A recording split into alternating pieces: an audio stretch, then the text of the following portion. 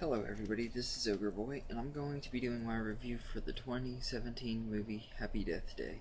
The movie is directed by Christopher Landon and written by Scott Lobdell, and the story follows a college student named Tree who is stuck in a time loop where at the end of each day she dies, but then she wakes up at the beginning of the same day.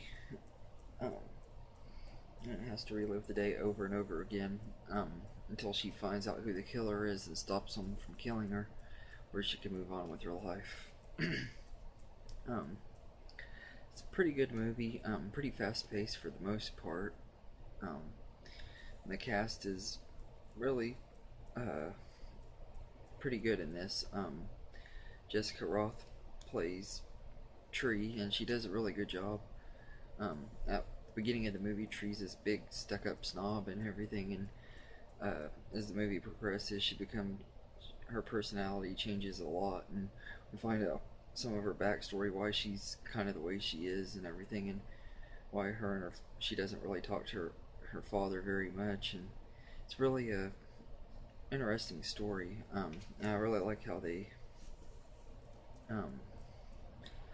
did her character. She was very well developed.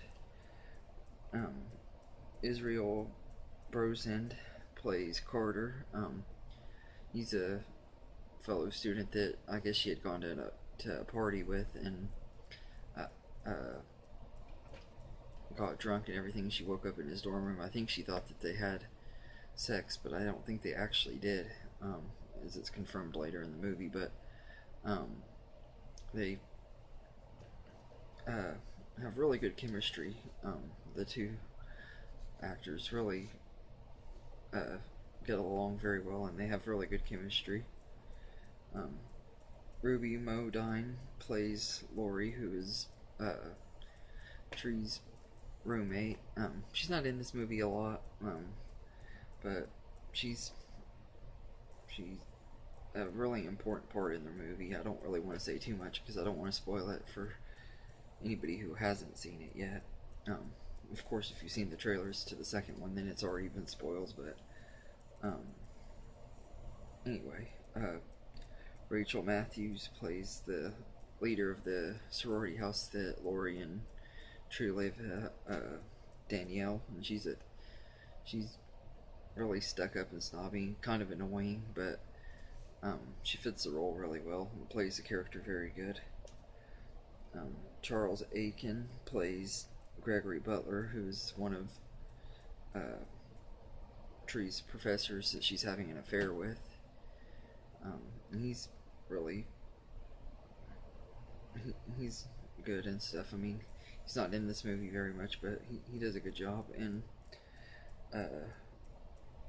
Rob Mello plays John Toombs, who is a criminal. I think he might even be a serial killer that's like in a hospital or something, and that she thinks he's the one trying to kill her and everything, and but he does a really good job playing this character. He's really creepy and has that killer vibe to him and everything. But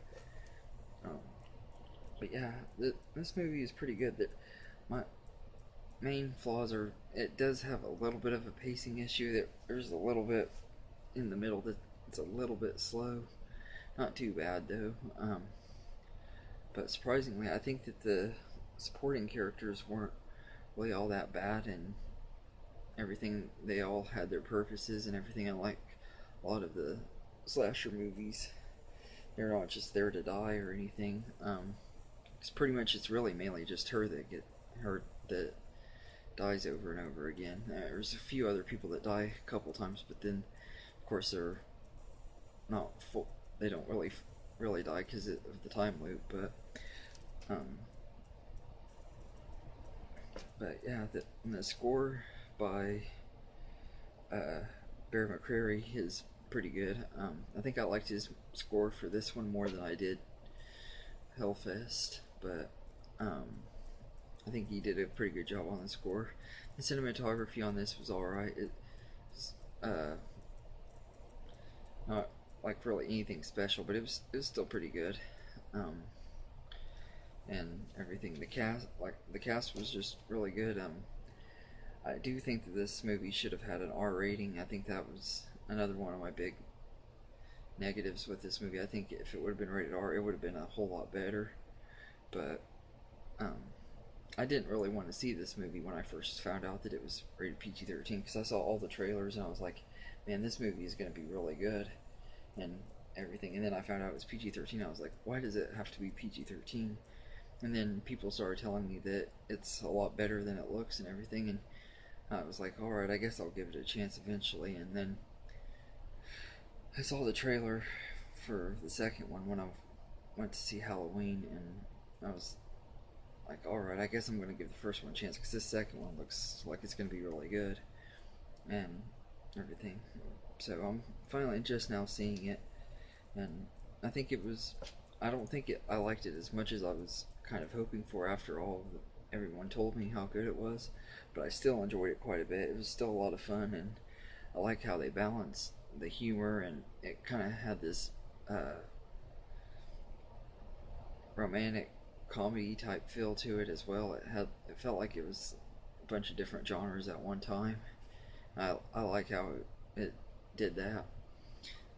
This movie kind of felt like it was Groundhog Day and Scream put into one. I thought that was kind of cool.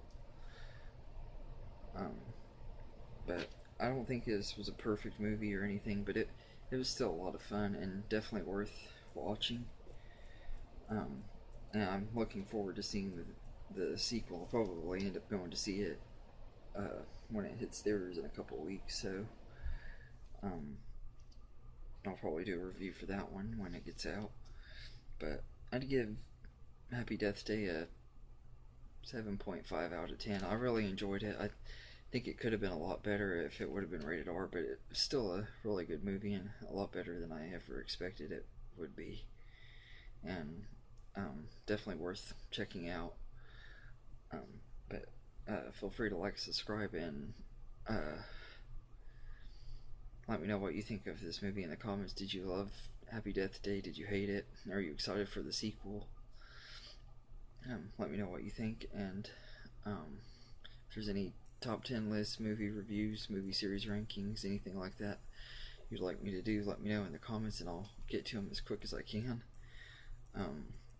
And thank you and have a good day.